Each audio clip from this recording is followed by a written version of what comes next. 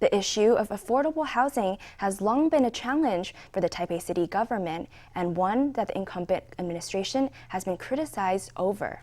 With the local elections just around the corner, the three candidates for Taipei mayor have given glimpses of how they will deal with the issues.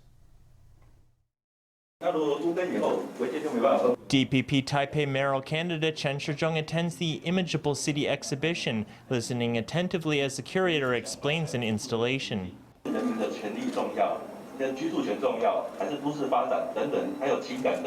Chen was the first of the city's three mayoral candidates to bring up the issue of urban renewal. Some have expressed curiosity over what his thoughts are on incumbent Mayor Ko Wen-je's progress on the issue over 8 years in office.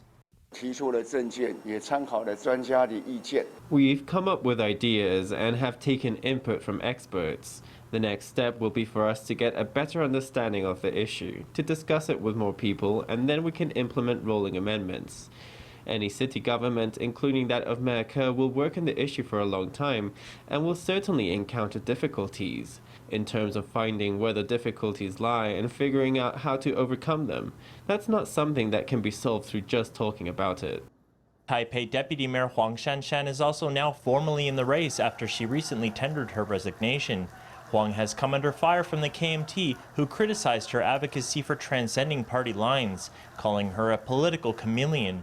The KMT says Huang is a fence-sitter who reaps benefits from both sides of the political spectrum. Chen has not shared in these attacks on her. However she wants to change is up to her. Everyone goes through changes. Using this to attack her as being a so-called chameleon is unfair, I feel. After all, within the pan-blue camp, there are also some people who frequently change their stance on things. The day after announcing her bid for mayor, Huang met with the operators of some smaller hotels to discuss a proposal.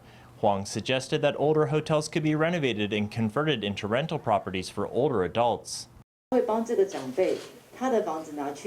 would help older adults by managing their properties for them and renting them out to younger people, and the rent would be comparable to that of social housing. I think this would be in line with our goals to implement housing justice.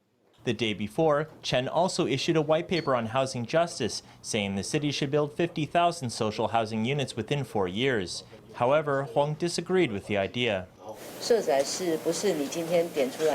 Social housing isn't something you can just call for a day and then tomorrow it will appear. Why do we need to cooperate with private companies? Because the city spent 8 years trying its best to build more social housing complexes. We really tried very hard to build them.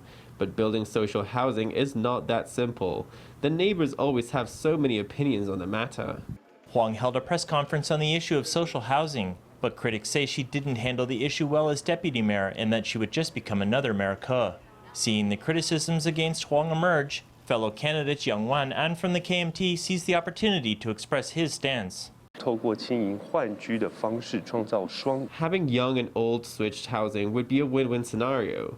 The Taipei government previously said it already had been working on it, but they actually didn't start until March this year, and nothing has been implemented. If the government is going to handle urban renewal, we have to expand capacity and lower the threshold, and the government has to get involved as soon as possible. With 3 candidates now in the race for Taipei mayor, things are heating up. The candidates have already faced off over the issue of housing and given voters a glimpse of their policies on a key issue.